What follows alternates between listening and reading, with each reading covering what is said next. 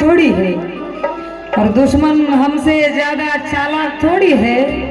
जाओ जाकर पढ़ो इतिहास हमारा नीलेशा। अबे जय भीम वालों से लड़ना कोई मजाक थोड़ी है। जय भीम वालों से लड़िए ना कोई मजाक थोड़ी है। आणि म्हणून माझी माय म्हणते अगं लय बळाला लय बळाला माझ्या दुबळ्या पुरात।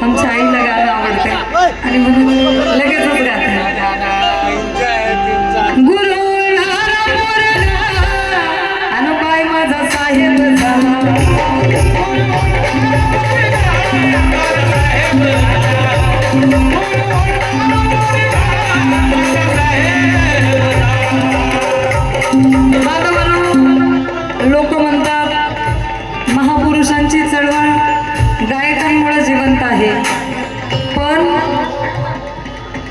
अमोल भाऊ सारखे आणि त्यांच्या घरच्यांसारख्या माणसांमुळे महाराष्ट्रातील कलावंत जिवंत आहे।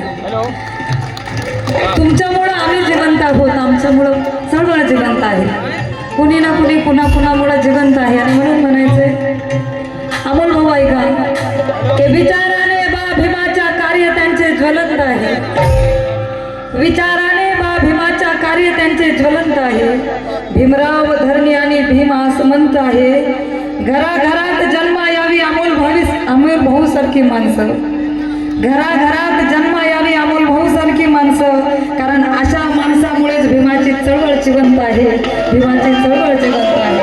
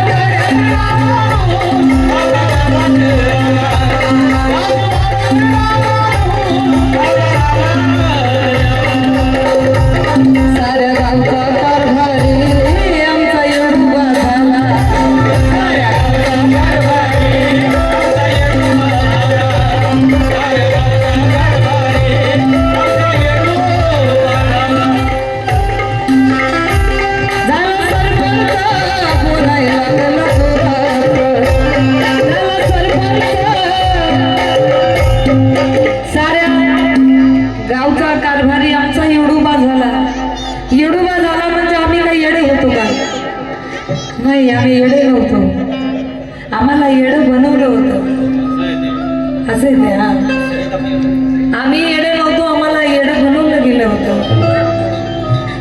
आमच्या पूर्वी नाव होते येडूबा, कचरूबा, तोंडूबा, धोंडूबा, दगडूबा, नाव असे आमचे असायचे.